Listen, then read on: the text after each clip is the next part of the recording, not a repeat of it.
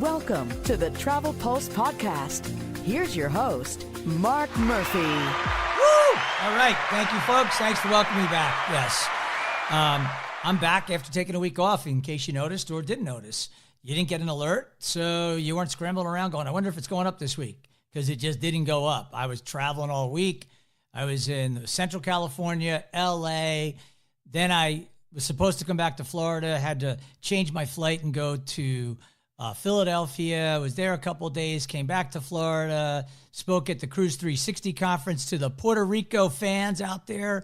We're going to talk a little about Puerto Rico later. Had a great time at breakfast on Saturday, and then bam, I was on a plane to Jamaica Sunday, talking to some folks from Sandals on Monday and back Monday night. So I've landed. I'm here in Florida, and this is your Travel Pulse podcast. Now, what do I hate about flying? Well, there's a lot to hate about flying, but what I hate are the damn change fees. I think I got hit with $600 in change fees. Yeah, $600 in change fees over the last 10, 12 days, whatever it's been, since I went out on my little sojourn. So, yeah, that sucks. But guess what, folks? Southwest Airlines still does not charge you change fees. You'll get a difference in fare if there is one, but you won't pay a change fee. And I believe as of now, they're the only ones left that don't charge a change fee. I know JetBlue charges a lower change fee, but all the big, domestic carriers, American, et cetera, I know you get hit with $200 a shot. In some cases, it's more than the damn fare. Some guys you just throw out the ticket and you just purchase one because it happens to be cheaper than the change fee itself, which is hard to believe. But yes, that's it. The airlines make billions and billions of dollars on these fees. And it really screws with their best customers, people like me who travel constantly, because they know that we're not traveling 2 or 3 times a year. We're traveling every week. And sometimes you just got to change the damn ticket. And that's what happened to me. I was supposed to go to Florida. Something came up in Philly. I had to go to Philly. And you do what you got to do, and you just watch it go cha-ching, cha-ching, cha-ching. And yeah, it sucks, but it is what it is. Kind of like those resort fees in a hotel in the center of New York. Yeah, resort fee. That's the other pet peeve. But they're making a ton of money, and it's really just like another hidden, gotcha, and truly sucks. So book Southwest if you can. Didn't work out for me based on my flights and where I was going and what I was doing. But if you're a leisure traveler, some things do come up, and if you can change that flight, that's a nice perk to have. But remember, don't be surprised because they reprice the ticket no matter where you book. So in addition to a change fee, let's say with American at $200, now you got to pay a difference in fare on top. And Southwest, you will only pay the difference in fare. But don't be surprised if there's a difference, especially if you're changing to a different flight very close in, because it's called yield management. They're going to raise the price on those last few seats as much as possible, because somebody who has to go from point A to point B and doesn't have the flexibility of time, like a leisure traveler, it's guys like me, girls like me. Yeah, we get stuck with that. So that's called yield management, and you might get surprised by that difference in fare. So stick to it, and better yet, buy freaking travel insurance in case something comes up. And those things that are non-refundable, you get your money back depending on the policy, depending on who you buy it from, and so on. And my best advice is always use a travel agent, because let's say you get great advice and it works out.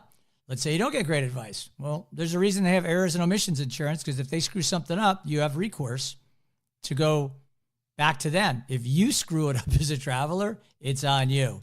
And the good news is travel agents usually get it right, especially if they've had experience. They're my go-to.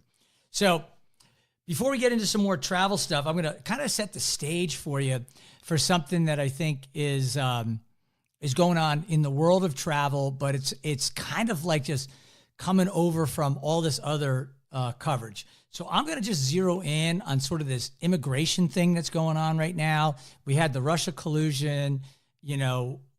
We've had, I mean, I hate to say it, we've had fake news. I mean, literally things that are literally made up, and they just become a story because nobody fact checks the first source and the other sources pick it up. So the dirty little secret in journalism, guys, is sometimes a story breaks on one outlet and the other guys just go and source it to that outlet, but then put their own words behind it. And nobody goes and verifies whether the first guy got it right. So that's kind of disconcerting. I saw that happen a lot with Mexico. And then what happens because of syndication and because of this tidal wave, everybody wants to pick up that story. They all go off that wrong premise. And next thing you know, you have this tidal wave, 4, 5, 6, 700, 1,000 articles all over the place. Good luck clawing that back. And half the time they don't even bother, which is really a disgrace. But with that said, it's affecting travel. Obviously, we saw it in Mexico. We're seeing reports of, incidents happening in different places. Earlier today, I was on Headline News talking about the couple in the Dominican Republic, and they just vanished. They were on the way to the airport late on the 26th of March, and nobody has heard from them since. And I was talking about what precautions you should take as a traveler in order to avoid a terrible outcome, which I think is what we're going to find in this scenario. I hope there's a miracle, but boy, as every day goes by, it's less and less likely. I'm going to give you some specific tips to take advantage of so that you don't have these issues or you minimize the chances of these things happening, because the DR is a great destination, but you got to be smart. You really got to be smart about how you travel. So I'll share some of my tips with you later on in this podcast. But let's just kind of touch on this whole news thing for a second. So what you have here over the weekend, Kirstjen Nielsen, I think is her name. She's the head of Homeland Security. She's the one that was doing a lot of the commentary and the interviews by, you'll see him on all the different networks where she was on the Sunday shows talking about the immigration crisis, or there isn't a crisis. And now there's all of a sudden a crisis, but 3 months ago, when the current administration was saying it was a crisis, there wasn't one, and on and on and on. But here's the problem with how this story is getting reported. And the reason I'm talking about this is because it really has a direct impact on travel.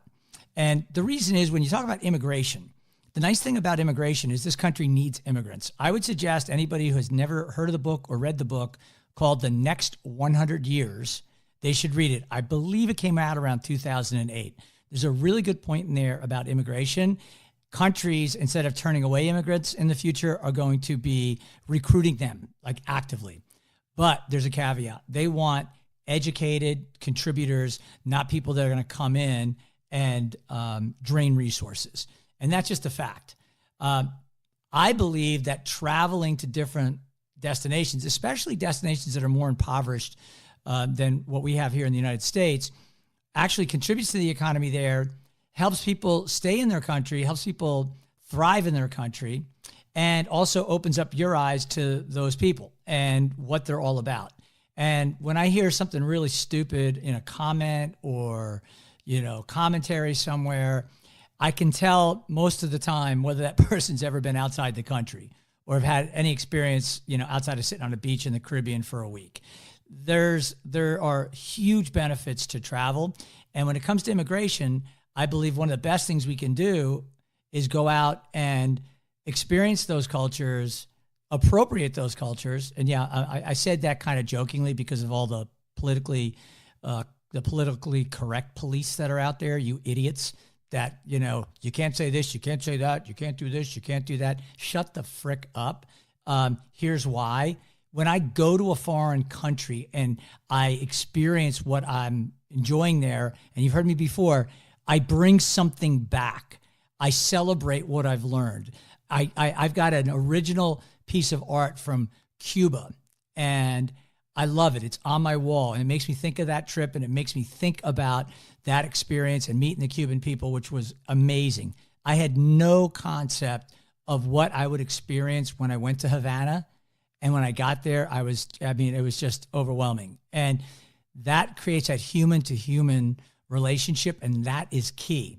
But when you have news stories that are completely false when it comes to destinations, or completely false reporting, or just sensationalized, and it keeps people away, it creates barriers. So we have all these people on TV talking about no walls, no borders, blah, blah, blah. Bullshit. You got to have a border. You got to have a border that can't be easily crossed, okay? So anybody who tells you differently is an idiot. I mean, even Bernie Sanders came out earlier this week and said that, you don't get more left than Bernie, but he's like, hey, there's a lot of poor people. If you have open borders, guess what?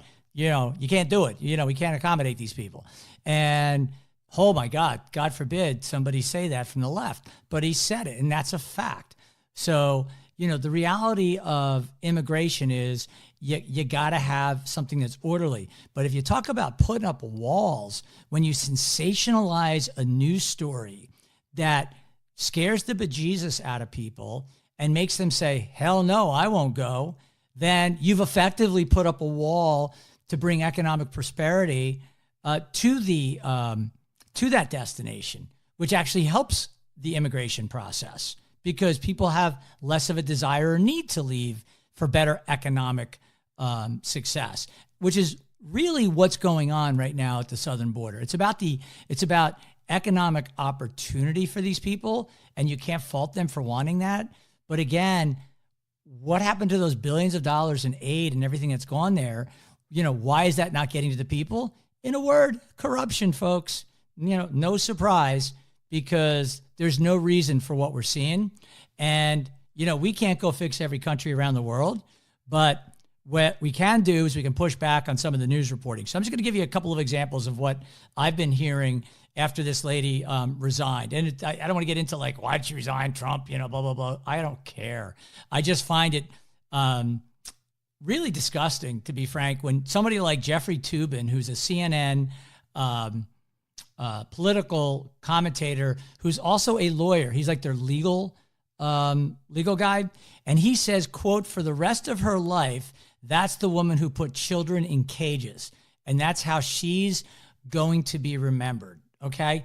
Think of that. That for the rest of her life, that's the one who's going to be known as the woman who put children in cages. Well, maybe he should check his facts, because if you remember that picture that was circulating with the children in cages, it was from 2014. She wasn't even in the administration when it started, let alone in 2014. But did you ever hear that during the Obama administration? Not a peep. And John Berman and Allison Camerata, and I've been on with Allison, I think I've been on with John as well, they just sat there, didn't say a word. And that's what sucks. And then I'll just very quickly tell you, Jennifer Epstein, she works for Bloomberg. She basically says, the woman's going to be carefully watched. If she goes to a big company, blah, blah, blah, this and that. Basically, this is a journalist in a tweet giving you the equivalent of what? A threat that they're going to look at her and watch her where she goes and this and that. So I'm sorry, but if you don't believe that's like fascism, I mean, for the love of God, that's unbelievable. So if somebody works for a certain administration, you're going to mark them for life. FYI, all this person did was enforce the laws on the books. So I find it ironic that then you got Chris Coons, I think he's a senator from Delaware. He says she'll be known for implementing a cruel policy. He's in Congress. Who comes up with the laws? It's Congress. And so let's put the blame at both parties, okay? Democrats, after Obama got elected, held the House. They had a supermajority in the Senate, and they had the presidency. And instead of doing immigration reform like they ran on, they went ahead with Dodd-Frank, which screwed small businesses like mine, and they went ahead with what? Obamacare. If you don't realize how bad Obamacare is, then you don't understand economics, just FYI. It was totally destructive for small businesses and put, in my opinion, a lot of small businesses out of business. Along with Dodd-Frank, the combination was deadly. And then on top of it, how many people are looking at their premiums and going, yeah, after I spend 20 grand, my insurance kicks in. Then they just opt out and they don't even have it. I see it firsthand in the expenses that we incur. So when I look at that, I go, okay, Democrats, you had an opportunity to do it. Then what did the Republicans do? They came in, they got the House, then they got the Senate, but we don't have the presidency. They get the presidency. Everybody talks about it. Nobody does squat. And for 2 years, they controlled everything, not filibuster proof, but they controlled everything. They couldn't even reset Obamacare. They couldn't even get their own people. John McCain, before he passed away, voted against, getting rid of Obamacare. And so it collapsed. And now here we are. And we've got an immigration crisis. We've got both parties pointing the finger. But guess what? If you're a Democrat, you should be asking yourself why the Democrats didn't do something in 9 and 10 when they had a chance and they could have done anything. And you got to ask why the Republicans didn't do anything come the same thing for the last 2 years. You got to ask yourself that question because it's on both sides. And I think that's where travel steps in. We in the travel space understand the impact of going abroad and experiencing things. And I got to tell you, we as a industry literally employ more people directly and indirectly than any other industry. And I think that is a huge benefit economically, from a social impact standpoint, on so many levels. And that's it. I'm getting off the soapbox, but I really, really wish people would shut the frick up and get the facts. And especially these anchors who sit back and make, or these congressmen who've just come out with these stupid statements. I mean, Chris Coons, shut the hell up. Known for implementing a cruel policy. Hey, Chris Coons, who created the law? The executive branch enforces the law. And by the way, Obama enforced it in 2014. Where were you with the cruel statement back then? You had your mouth shut because you're a coward. That's what you are. And that's what most of these politicians are on both sides. They're a joke. So anyway, how do you think I feel about politics? Yeah, I'll never run. What a damn joke. Now, here's some really good news. I know some folks that were at the World Travel and Tourism Council meeting just a week or so ago. Obama was speaking there, and he was also speaking in Berlin. I think it was part of his giving back. I forget what they called his foundation, but he talked directly about how we want to have immigrants come to this country, but he also said they need to learn the language. You can certainly speak your native tongue whenever you want. Nobody's saying you can't. But if you want to come to this country, the word is assimilation. You need to know the language. So when people say that's racist, which I've heard people say, and I have to laugh because now Obama's saying it. Is he a racist all of a sudden? There you go. We are literally in a really crazy place, But anyway, that's what it's about.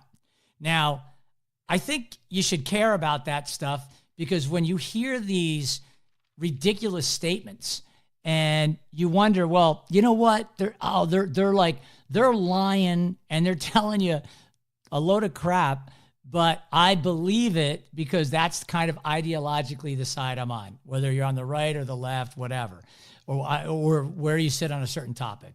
So I know a lot of people just go along with it, but for you folks that are listening that are in the travel industry, you understand that all of a sudden, there's something happened as it pertains to, travel to a certain destination, and you sell that destination. And all of a sudden you're keenly aware that those people that you have applauded for their, left or right leanings, instead of reporting, they kind of injected their ideology. You went along with it. And then what happened? Oh, damn. It's almost like NIMBY, not in my backyard. Don't hold on a second. Why are they doing that over here?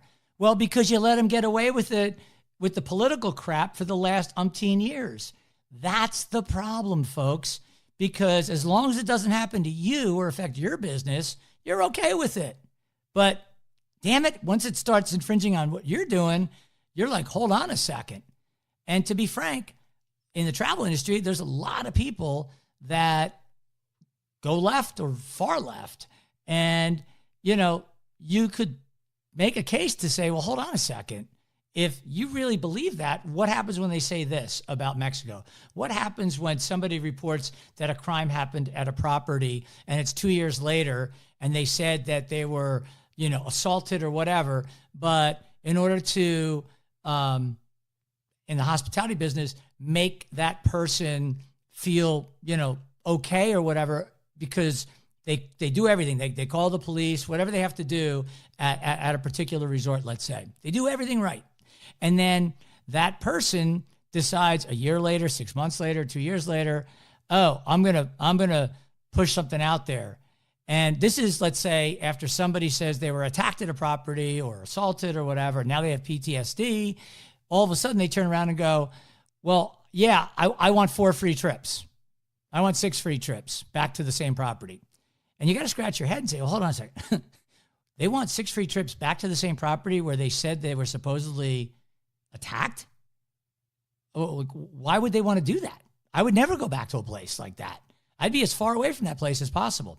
But folks, that's actually going on. And the news media is reporting stuff like this. And again, when that starts to happen and brands that do everything right get sullied, in some cases they can get destroyed by these false claims or claims that are way too convenient, way after the fact. It doesn't make any sense. And that's when something doesn't pass the smell test and you got to go, hold on a second. Are you kidding me? That makes no sense. That's where I think a lot of people have to say to themselves, where, like you go out of your way to help somebody who's had a situation and then the payback and somebody says, yeah, I agree. Everything was great.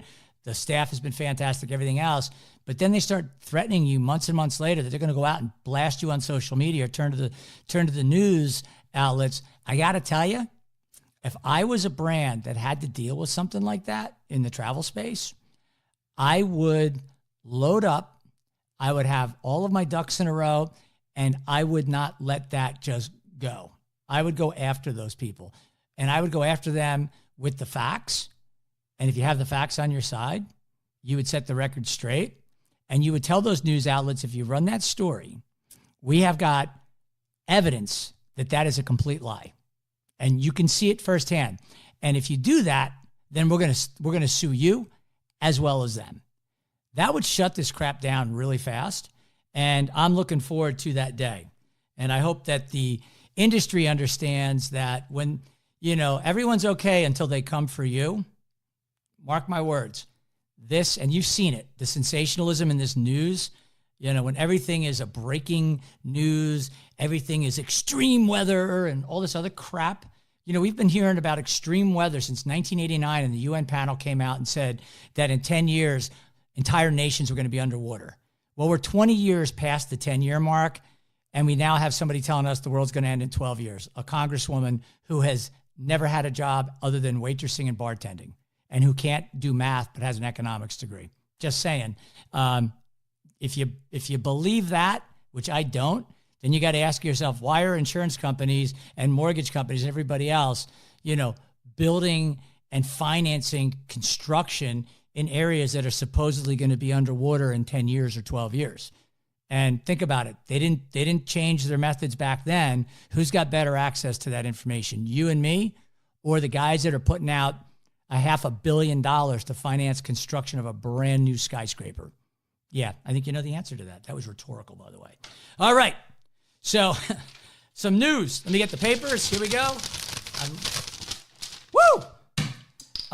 Yeah, that was my bottle cap falling too. So here we go. There's a airport near Phuket in Thailand. And the news is reporting that you can get the death penalty for taking a picture on this beach. Well, that's because somebody was asked, and when you get to the translations, etc., they're like, we want people to stop doing it because we think it's dangerous because it distracts the pilots as they're on approach landing. Got it. St. Martin, anyone? You know how that works, where they fly in over the beach? Other than getting blown away by the exhaust when the plane goes to take off, no one's gotten a plane landed on their head. It's been fine. But in Thailand, they made the statement that it becomes a certain type of crime, and that certain type of crime, theoretically, is punishable by death. Like, that would be the highest thing. If you're a tourist in Thailand, I don't think you're going to be put to death for taking a selfie on this beach near the airport in Phuket. I think you're going to be okay. And if it's that bad, then what they're going to have to do is put up some signs and ask people to stay away and probably post some people there so they stop doing this. But the idea that It's a headline. It's called clickbait. You're going to die.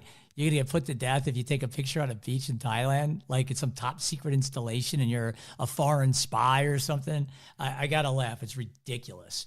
But now I got to get into the 8-year-old. Did you hear about the 8-year-old that ran away? And he said he wanted to travel the world. And when they found him, he had 3 encyclopedias and his piggy bank on him. Gotta love this freaking kid. This is awesome. But at the same time, it reminds me of my brother Mike, who's 2 years younger than me. And I come from 7 kids, but we had 4 of us in the last 5 years, and there's a 20-year spread from start to finish. So imagine what the parents dealt with. Now, with that said, Mike was the run of the litter. He's the youngest, and he was always the most challenging, I think, for my mom. And so what did he do? He basically decided, I think he was like in 3rd or 4th grade. He's running away from home. So he ended up running out, like just left. This is when we were living in New Jersey. He got, probably 3/4 of a mile from the house, and there's a gas station there, and he called on the payphone, and he said, yeah, I'm at the gas station, the Gulf station, and, I'm gonna keep going. We call that a cry for help. That means, hey, Ma, can you pick me up? And that's exactly, she finally went and got him. Now, ironically, we also have been known to leave him in the mall. So I don't know if it was this abandonment thing. I don't know what the hell it was. But if my mom was a contemporary today, leaving my younger brother in the mall, because she just lost track. She's like, how many kids do I have? Like she does, I think they're all here. And there were no car seats back then. You just jumped in the car and went. You didn't even put seatbelts on. And look, we're all here. We all survived. So the crazy thing is she got home and then she realized, oh my God, I don't have Mike. And she had to go back and find him at the mall. And I believe we found him sitting inside a rack of clothes in the last store we were in. It was like one of the department stores. It might have been like a Macy's or something. And he was literally on inside one of those round racks that holds like coats and stuff. And that's where he was just sitting down in there. And that was one of his favorite spots. So now we know where to find him. He's now, how old's Mike now? Mike is 54. So whenever he disappears, we just go to the local department store and we check the clothes racks. And lo and behold, sometimes he's standing there and he's like 6'1", so you can just see him. I'm joking. He doesn't really go and hang out in the racks anymore. All right, what else do you have? What else do you have for me? Oh, did you guys see if you were in the airport when they were doing some coverage, that the Airport News Network, of course, is run by CNN, and they were reporting on the Ethiopian Airlines crash, and they have a policy that they don't run things like airplane crash news on the airport network. Yeah, I certainly appreciate that. But they cut to something about like putting icing on a cake in the middle of it as it started out. And unfortunately, the screen had all of the words going along with it, like the subtitles, in English. So you knew what the anchors were saying, even if you couldn't hear it, because you're in an airport. There's a lot of surround ambient sound. And I thought that was pretty funny because they censored it, but they really didn't censor it because you could read everything that was on the screen, and they're talking about a plane crash while someone's icing a freaking cake. So I think they have to kind of make sure that they fix the captioning at the same time that they cut to something else. Just saying, check the control room, but that would be a good idea. Now, as you wind down, a couple ideas. First, still time to check out the cherry blossoms. I just was hanging out with some folks who were in Washington, D.C. yesterday, and they said full swing. I haven't checked the prices or anything. I know they pick up, but if you've never seen it, I would tell you to check it out and go during the week because you'll probably save some money. And if you need to stay outside the Capitol, you can do that as well, but stay near one of the metro stops. That's a great way to get the cheaper hotel rate and also to have easy access to get in and out of the city. So that's good. I mentioned Puerto Rico. So Puerto Rico is back, folks. I know that the news media basically talks about all the disasters and everything else. They never come back and go, let's take a look, unless it's a year later, 2 years later, just like milestone kind of anniversaries. And it's never always everything's great, come on back. nobody asks people when they get off a cruise or when they get back from a flight, hey, I heard you had a great trip. Let's talk about it. How was it? Let's get you on TV. No, it's always like the plane crashed, the cruise ship had a norovirus outbreak, and, the couple's missing. That's what, that's what gets reported, because guess what? That's what all of you sick readers and viewers want to see.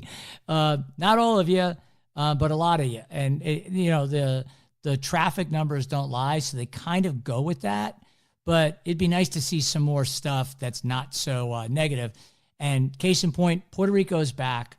A lot of the properties that you've stayed at in the past have been completely redone. So it's a different destination. They have over 4,000 restaurants currently open on the island. If you're in the old San Juan area, it's like 1,800 in that general area. You can go and have an amazing experience. You can do adventure travel. You can go to experience a rainforest. You can stay, and I'll probably script the pronunciation, but aparadores. Hopefully I said that right. Small boutique hotels. They really, really are welcoming you back. You don't need a passport, especially if you're going with like a large family. Maybe everybody doesn't have a passport and you don't want to, cough up the $100 and something for it right now. No problem. If you're going to Puerto Rico, you don't need it. Zika, no issue, right? When was the last time you heard about Zika? Remember that was like this whole crazy thing. Babies born with like their heads all messed up. Like, what happened to that story, guys? How many babies have been born with their heads, disfigured? That's what I'm talking about, this fake news. Like, when they don't have the facts, it's always somebody saying, well, it's possible. Yeah, it's possible. I'm sitting in my house that I'll get struck by lightning. That's possible. It's possible I'll plug in my Vitamix and electrocute myself. But the odds are pretty freaking small. So anyway, now they're also, by the way, so Puerto Rico, like, get it on your list, get your ass down to Puerto Rico, enjoy it, great destination, lot to do, and get outside of Old San Juan. It's a great destination. Old San Juan's fantastic, but go experience other parts of the island. It's massive. It's massive. There's so much to do. You can go to Vieques. You can do the bioluminescent swimming in the bay. I mean, there's so many cool things you can do there. So I would encourage you to go back, because that's giving back and that's supporting the people of Puerto Rico who really need you back. So that's first up. If you're going anywhere, put Puerto Rico right at the top. A couple other really great values, just generally speaking, the entire Caribbean, because of the hurricanes and a lot of the rebuilding. Everybody heard that the entire Caribbean got devastated. Well, the entire Caribbean didn't get devastated by the hurricanes. A lot of islands are barely touched or not touched at all and have been operating great. But again, because of the news coverage, you think the Caribbean's been wiped out. That wasn't the case then. And those islands that got hit, they're doing fantastic. Everybody's been back for a while. Again, the Caribbean in the summer, it's cheaper than doing a VRBO at the New Jersey shore. You can go there. You can get taken care of. And I'm talking when you cover air on top, it's still cheaper than renting a house. And I got somebody doing the housekeeping. I've got somebody cooking for me. I got somebody cleaning up for me. If I want to drink, I want to go to the pool, I want to go take a nap, I don't have to deal with anything. So I don't know why more people don't do that, because the temperature is about 2 degrees warmer and it's slightly more humid than the Jersey Shore in the summer. And not knocking the Jersey Shore. I love going there as well. But if you're looking for value and experience, then the Caribbean's great for off season. And then a couple other shout outs. Thailand, again, ignore the, death penalty for travelers and tourists taking pictures in Thailand. Yeah, that's never going to happen. You guys will be okay. Thailand's fantastic. Great deals. Really cheap once you get there, like dirt cheap. And you can eat the street food. You can have a great time. You can go to Khao San, which is a street that's got all sorts of bars and stuff in Bangkok. And then you go down, to Koh Samui. You can go up to Chiang Mai and Chiang Rai in the mountains, and you get literally all sorts of experiences, from a crazy, chaotic city to a really spectacular beach where you can do sea kayaking and canoeing, and go into these things called hangs, which are basically hollowed out islands. Really cool experience, or you can go up to the mountains, and in the dead of summer, it's beautiful climate, just absolutely beautiful. So I'd recommend that. And then here are a few more tips. Oh, and my friends to the north in Canada, you got like a bargain in Canada, guys. Like, the dollar to the Canadian dollar is so strong, man. Just a lot of you who listen can just get in your car and drive across the border and enjoy Canada. It is dirt cheap right now. I would check that out as well. Canada's a fantastic deal. So a lot of choices this summer. The thing is, how are you going to get it all in? I don't know. I don't know how you're going to get it all in. But the last thing I'm going to tell you is just a couple of safety tips related to this segment I did with HLN. Go get yourself registered. If you're going out of the country, the Smart Traveler enrollment program, that's STEP. You can get there at the State Department website. And that way you can sign up for email alerts and text alerts. So you'll hear where you're traveling, if anything has changed with State Department travel warnings. So you want to know that, and they can tell you. And they can also know that you're an American and you're in that country in case something goes awry, because there's no way to know that you're there. It's very difficult for them to backtrack with manifests on flights, et cetera. So that's tip number one. Tip number two is work with a professional travel agent. Let them plan it out. Let them work with accredited companies. For this couple that went to the Dominican Republic, they stayed, I think, at a Bahia Principe, if I'm correct in some of the reporting that I've read. And if they booked with an agent, they could have set up a transfer back and forth. It would have been, like a bus transfer with other guests. They would have amortized that cost. I would not have rented a car to drive 100 miles back to the airport. That's the other tip. When you're in a strange land, you don't know the land, you can check the crime statistics. The Dominican Republic is outside of the resorts. If you're just driving at night, it's not safe. That's a fact. You don't want to be driving around as a tourist in a rental car, which is like having a neon sign saying, hey, I'm a tourist, come mug me, because that's what's going to happen. Now, the good news is if you do get stopped, if you are out, give them whatever you have. And there's rarely violence. It's a poor country. They're robbing you. Let them have your possessions. Better yet, bring very little money, bring very little in the way of anything that is demonstrable in terms of wealth, like expensive jewelry, watches, things like that. Don't have any of that out there, because that's going to make you a target.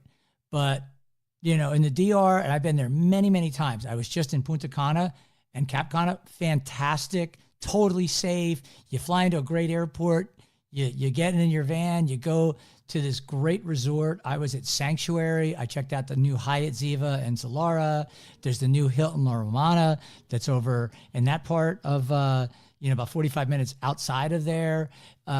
Great products, great destination, totally safe. As long as you're not wandering around at midnight on a dirt road in the middle of freaking nowhere, 50 miles between your airport and your resort. That's where you get into trouble.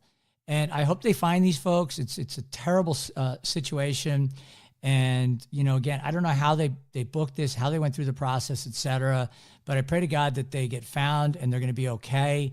But as every day goes by, the likelihood of that happening becomes less and less. But we're still hoping for a miracle. You haven't traveled, you're listening, you're safe. Be smart when you do travel and stay safe. And you'll be fine. And you'll bring some joy to people around the world. And you will bring joy to yourself. And you will have experiences that are always better than things. And that's what I always tell people. Get experiences and get rid of material things. You don't need the material things. You want to experience culture, people, and just the joy of life. And travel is one of the best ways to do that. Till next week, I will be back. I'll see you then.